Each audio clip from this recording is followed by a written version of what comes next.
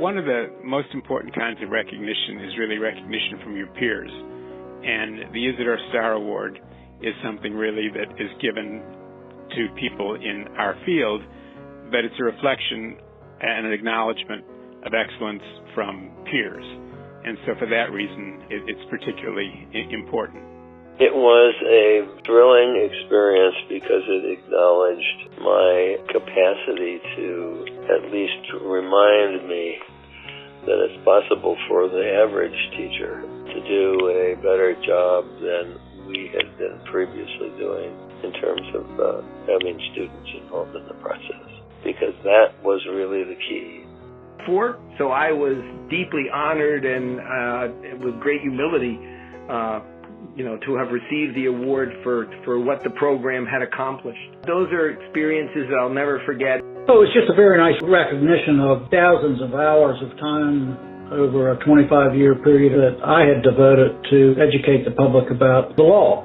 Receiving the Starr Award was validation that I was onto something pretty important in our work here in Oregon. I had been working for a number of years here, and having the ABA present that award to me and Isidore being present was a chance for me to just say thank you to all of the people who had worked with me, and for us to realize that we were doing really good work in Oregon. I never expected to get it. What it meant to me was not so much about acknowledging the work that I'd done, and I found out it was the Minnesota Bar Association that had nominated me, and the work that I had done with people in the state, but it was also, there was a sense of warm community. The field is filled with incredible people, and you never know who's going to win.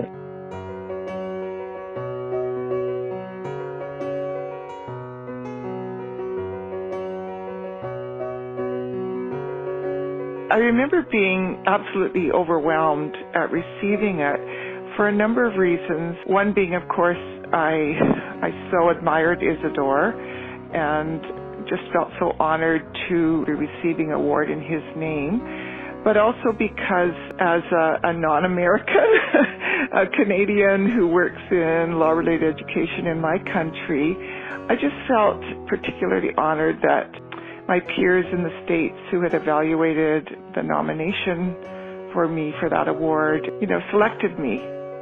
There was a lot of very positive press that I received as a result of winning the Starr Award, and that's all been very meaningful to me. It's just been a real gift. I was really surprised and delighted when I received the Starr Award.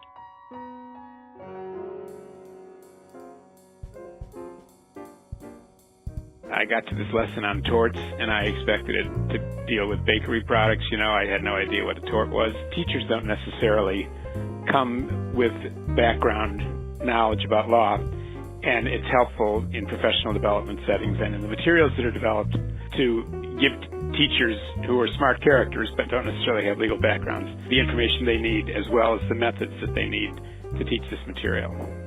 So I really fell into this. I made a 6-month commitment to Hamlin in 1981 and stayed there for 15 years and then moved on to the University of Minnesota. And, I'm soon to retire, and I've just not looked back. I've never regretted a day of it. My first teaching appointment was as a social studies teacher, and when I was interviewed for the job, they said, "Oh, and by the way, you have to teach our law elective." I was a junior high and high school civics and government teacher, and I also was a law student. And so when I was looking to see how am I going to bridge the world between what I'm learning in law school and what's going on in the classroom, law-related education was just like, this is it. It was a lightning bolt from the sky. There were so many incredible people in the field, and there still are. I love the flexibility of the content and the subject matter that is constantly changing, and I enjoy teaching about the Constitution. I work with a team of amazing educators.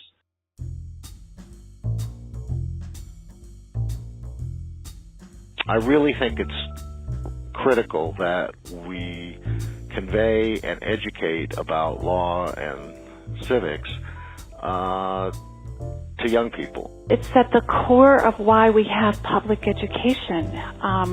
We have a republic if we can keep it, but we need to know what a republic is in order to keep it.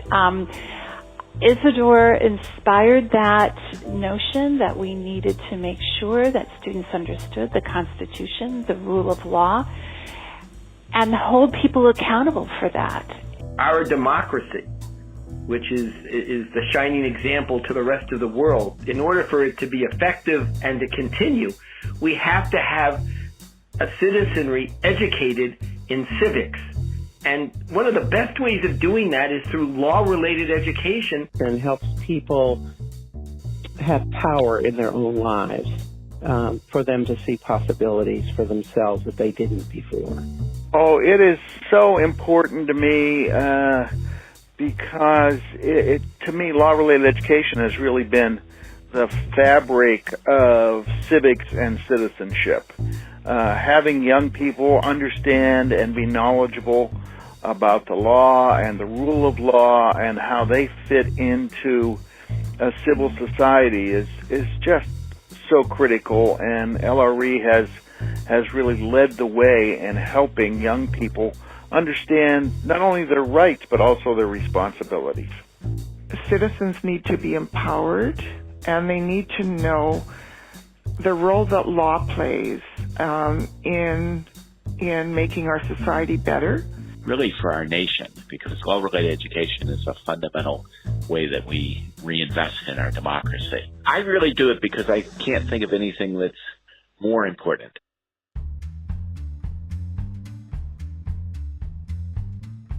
Every time I've changed offices and had to pack up my plaque, and I still hang my plaque, because I get the same sense that I was honored by a group that I had so much respect for.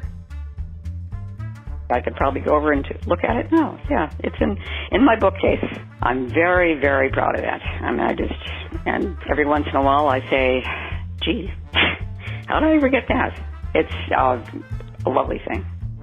It's right when you come in the door into our offices of the Classroom Law Project. The Starr Award is right in the bookcase as people enter our offices. So if they don't have someone greeting them immediately and they're looking around, it's there. The award's still in my office hanging over my desk, and I often look up to it and think that really was a transitional moment for me, because I became more confident in what I was doing and better able, I think, to continue the work at a higher level than I had been before.